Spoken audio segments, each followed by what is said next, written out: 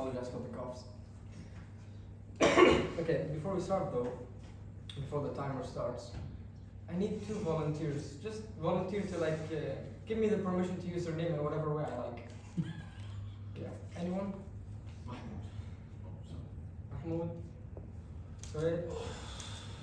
Perfect. Alright. Mahmoud Sayed. Mahmoud Sayed. No, Mahmoud Sayed. Yeah. Alright. Can I start? Yeah, let's go. Let's do this. Yeah. Alright.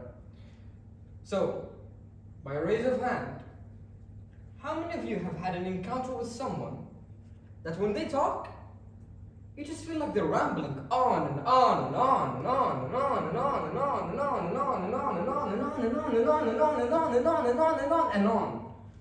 How many? How many of you? You know, for example, we call him Suhail. Yeah?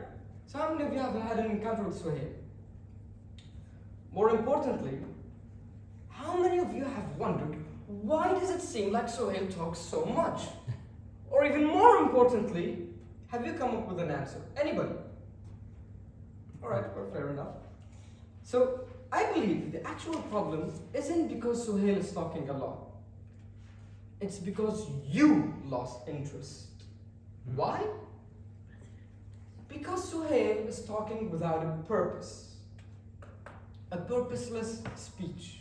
A purposeless conversation. A purposeless interaction. So what do we mean by purpose? Allow me to share a reminiscence of a Suhail encounter in my life. By the way, I work as a sales associate part-time. So one of my duties is to attend customers. And there was this customer finding difficulty in getting the perfect sized coat for him. I attended him, went through the large, X-large, small, and he told me that back in his home country, it's chilling weather. I was like, yeah, that's understandable. And then he told me, one evening, it snowed so much so that his garage got blocked with white, thick blanket of snow. And he had to get out, but he couldn't, his car was stuck. So he had to go 3 blocks down to the grocery stores to get pet food. Pet food for his 2 dogs, I might add, huskies, a male and a female. Unfortunately, he didn't get that food.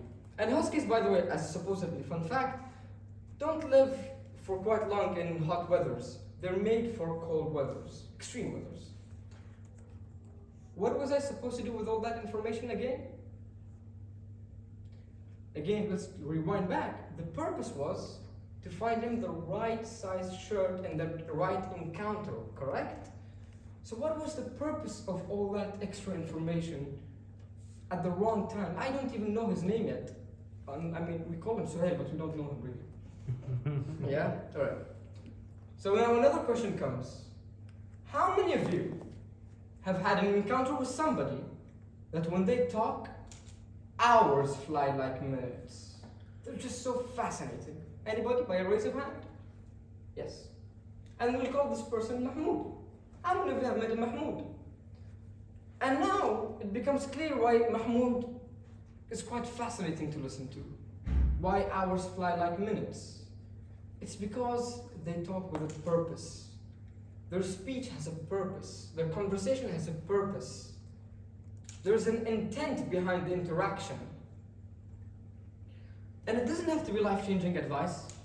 Trust me, it can be something as simple as making you smile. But when they've identified that purpose, and when they talk to you, the purpose is to make you smile, and the purpose is to show their care to you. So it becomes a mutual purpose. Now, you know what truly is a terrifying thought? Is that all of you right here, all of you, are either a Mahmoud or a Suhail in somebody's life. And guess what? You will never get to know who you are. So, who would you want to be? Suhail or Mahmoud? A person that just rambles on and people just want to step away from? Or Mahmoud, someone that everybody would love to listen to for hours and hours? Well, there's 3 tips that I would like to leave it to you before we wrap up. Rule number 1 is identify the purpose of the conversation. Identify the purpose of the conversation. If your spouse is feeling low and you approach them, The purpose is to make them smile. All the conversation that will go on from then and forth should revolve around cheering them up. That's the purpose. That's what you've identified. When you approach me as a sales associate for help, the information and the conversation that goes on should revolve around information that will help me guide you to the product you want.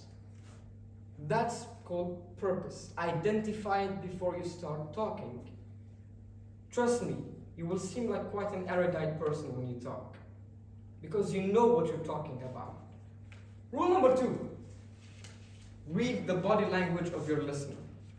When their toes are pointed away, it often means they really want to disengage, but they're just being kind to you. When they're nodding their head in a pattern, they're not nodding to what you're talking to. It's more of a kind gesture. They're not listening, they're not interacting. Pay attention to the body language of your listeners. And then rule number 3 would always be ask questions, engage. Because when you allow your listeners to engage with you, they suddenly become interested. And you can act from the replies, you can tell whether the topic that you're talking to them has a mutual purpose on both sides. It's not just you talking. Keep these 3 tips in mind. And if you didn't know these tips, well, congrats, now you can be a Mahmoud. If you already knew these tips, well, maintain it to be a Mahmoud, never become a Suhail. Thank you, ladies and gentlemen.